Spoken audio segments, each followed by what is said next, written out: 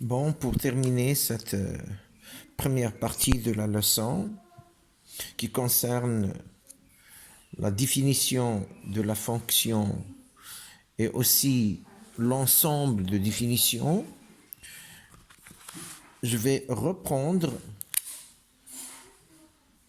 l'exemple de f de x est égal à 1 sur la racine carrée de 3x moins 1, car peut-être qu'il n'a pas été bien vu dans la vidéo précédente. On remarque ici qu'on a deux conditions.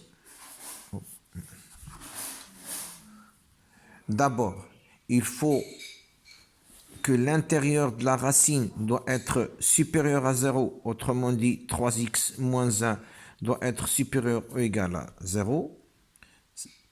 La deuxième condition, il faut que le dénominateur, le voilà, la racine de 3x moins 1 soit différent de 0.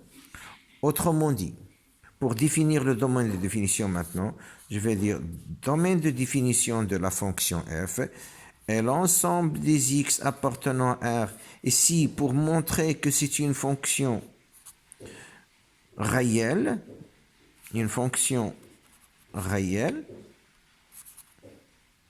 telle que la condition. C'est quoi la condition?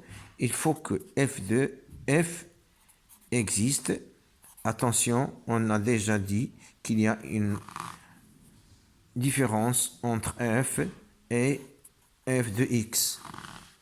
Ça, c'est une fonction.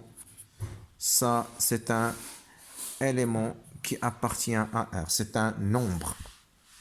Très bien.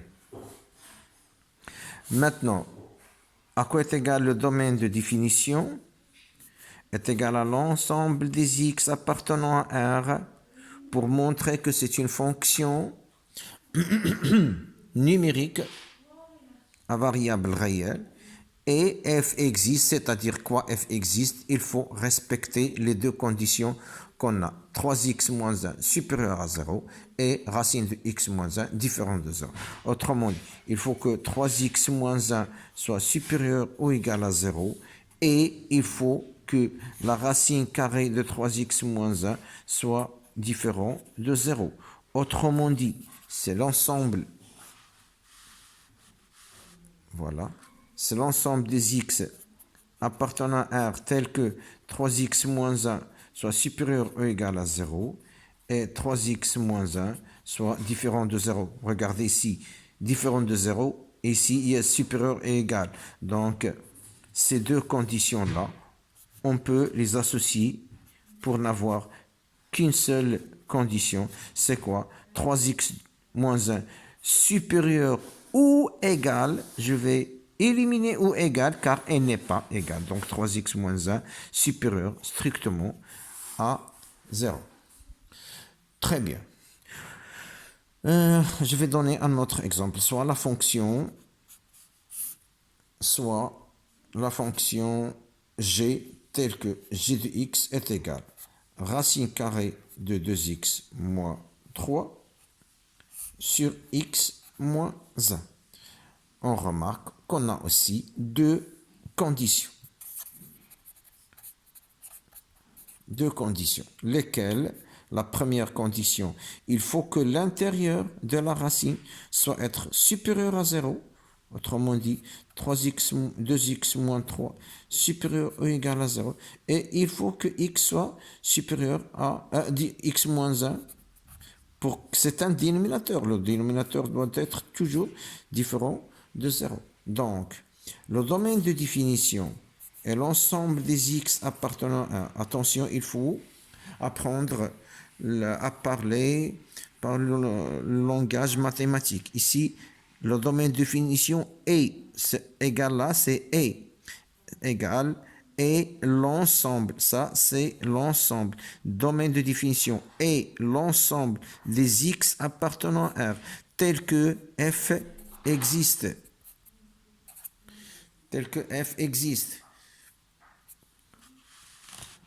C'est-à-dire quoi? Pour que f existe, le domaine de définition. Maintenant, et l'ensemble des x appartenant à R, tel que on a deux conditions. 2x moins 3 supérieur à 0, x moins 1 différent de 0. 2x moins 3 supérieur ou égal à 0. Et attention, c'est très important, on va voir ça après. X moins 1 va être différent de 0. Très bien. 2x moins 1 supérieur ou égal à 0, alors x supérieur ou égal à 1 demi. Je fais passer moins 1 ici, il va devenir 1 et 2 ici. Donc x supérieur à 1 demi et x moins 1 différent de 0, c'est-à-dire x moins 1 différent de 0, c'est-à-dire x différent de 1. Très bien.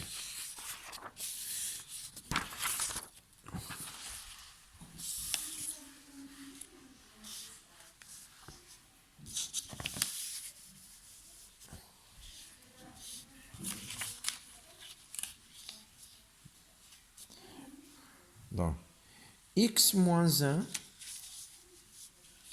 x moins 1, x supérieur à 1 demi. Voilà les deux conditions maintenant. X doit être supérieur à x différent de 1. Supposons que j'ai ici 0, 1 demi, 1, 2 et ainsi de suite. Ce est-là, on dit et c'est une intersection. Et est une intersection. Et intersection. Et où on a déjà vu ça.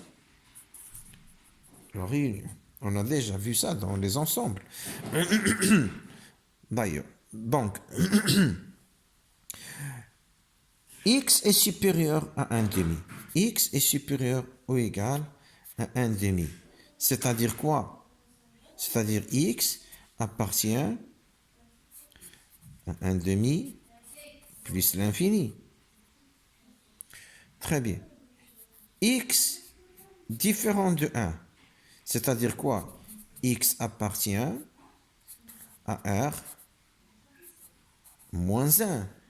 Si je prends Hada, si je prends cet ensemble, je vais l'appeler I et je vais appeler celui-là J. Je trace la droite, si vous vous rappelez bien du cours des ensembles, je trace la droite, 0, et on a dit qu'on va prendre seulement les bornes. Ici, j'ai 1 demi, ici R moins 1, 1, et J c'est moins l'infini 1, union 1 plus l'infini.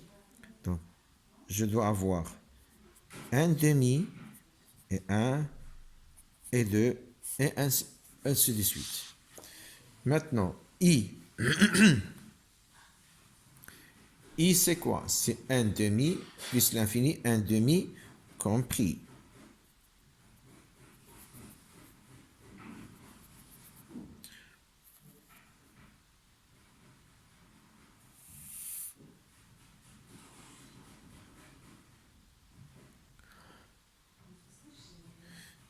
Ça, c'est I. Et J, c'est quoi? C'est R moins 1. C'est-à-dire, c'est R, mais privé de 1. C'est ça, J. Voilà l'ensemble J. Et voilà l'ensemble I. Maintenant, c'est quoi l'intersection entre les deux? On remarque que cette partie-là, il n'entre pas dans l'intersection, donc je dois l'éliminer. Alors, ce point-là, il existe en I, il existe en J, donc il appartient à l'intersection. ce point-là appartient à J, mais il n'appartient pas à I, donc il ne fait pas partie de l'intersection, donc je dois l'éliminer. Cette partie-là, elle existe en I et en J, donc je dois l'ajouter. Cette partie-là, elle existe en I et en J, donc je dois l'intégrer. Et ça, c'est I inter J. Autrement dit, I et J. D'où le domaine de définition maintenant. C'est quoi? C'est un demi, 0 exclu, un demi inclus. Ah, plutôt un, non pas un. Un demi, un exclu, un demi, un exclu, union, un plus l'infini, un exclu.